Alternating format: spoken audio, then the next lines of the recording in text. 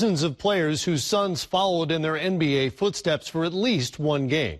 The league's family trees branch off in every conceivable way, from journeyman fathers who spawned all-star sons to Hall of Fame dads with cup of coffee kids. But at the moment, none of the NBA's top 20 on the career scoring list has seen his child reach the league.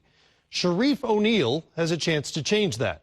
But to get there, he has to navigate a gauntlet of gawkers, supporters and skeptics alike who want to glimpse Shaq's son. We met with Shaq and Shareef O'Neal, ranked among the top 30 high school seniors in the country, to find out just how daunting it must be stepping into his father's size 22s.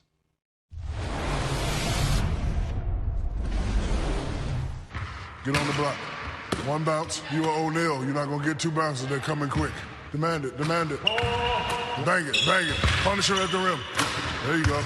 At 6'10", and still growing, Shareef O'Neal has the build, the skill, and yes, the pedigree of a can't-miss star.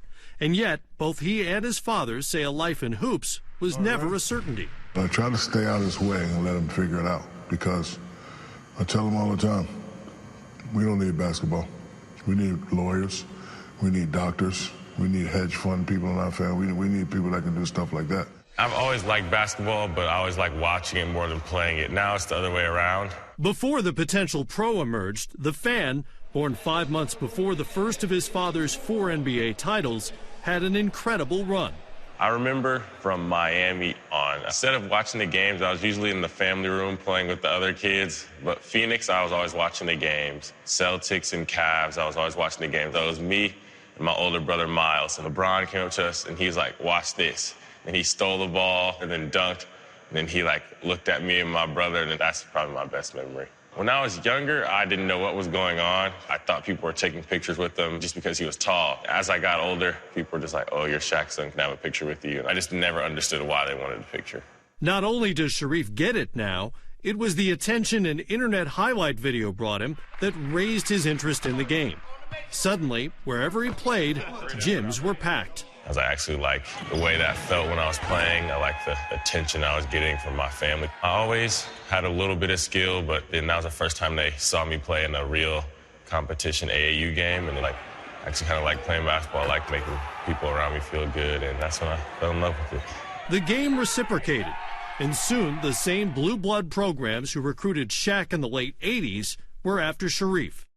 He's aware that being the son of a Hall of Famer has its perks. After all, not every kid gets to declare his college choice on Inside the NBA. Welcome to Arizona, Shareef. Yes, my baby boy committed to Arizona.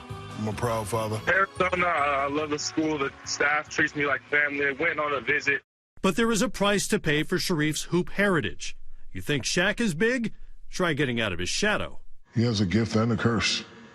The gift is he's very talented, he's very humble, very smart. But the curse is his father was a bad mofo. He's going to have to live up to that, and he's also going to have to, create his own life. I think I'm judged very differently. I feel like people, this is Shaq's son, he has to be good. I just play the best that I can. I don't really try to impress anybody, just try to be happy with myself. So I don't know if people are using me for the name or using me for the skill. That's just probably the curse part about it. I hold back a lot of advice. I just try to teach them the basic things, like criticism can either make you dwindle or can it make you excel. So I tell them criticism is just a part of our business. Use criticism as motivation. That's what I did. The Hall of Famer has coached Shareef on the court as well, mostly in private, but also last summer at an AAU tournament. Unlike the drill sergeant's stepfather who raised him, Shaq says he's taken a softer approach. Me, for 19 years in the NBA, when I had a bad game, I'd get a call. What the hell are you doing? You playing soft?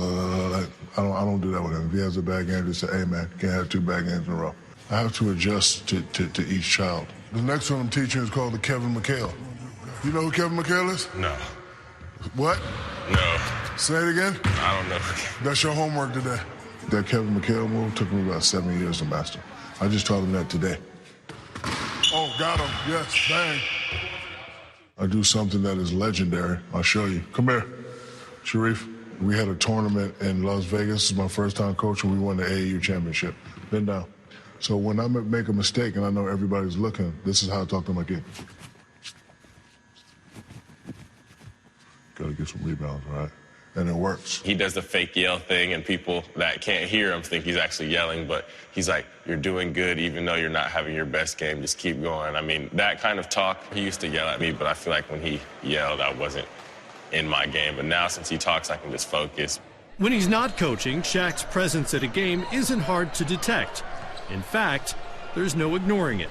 It's like loud. It sounds like an NBA game. We had a game at my school's our rivalry game, and it was like 1,200 people there. Our gym holds like 900, and there was people on the baseline. Both sides of the court were filled, and he came in late after the gym was packed, and then everybody was going crazy. People started running down from the stand trying to take pictures, running through the court during our warm-ups, and it was kind of crazy, and it's fun when he's there. Sometimes it takes the attention off me, brings it on him, so I feel like that helps a little bit. And as long as he's playing, Shareef knows he'll be identified first and foremost as Shaq's son.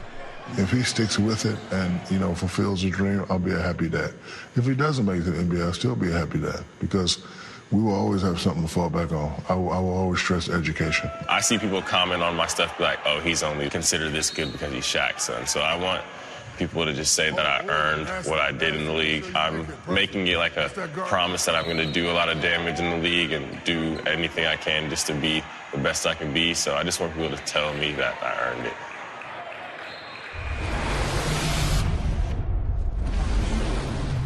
And a note on Shareef's college choice. An Arizona assistant coach was among 8 people charged in November in an FBI corruption investigation that has rocked the college game. Shareef hasn't publicly wavered from his commitment to UA. However, he's also not signed a letter of intent.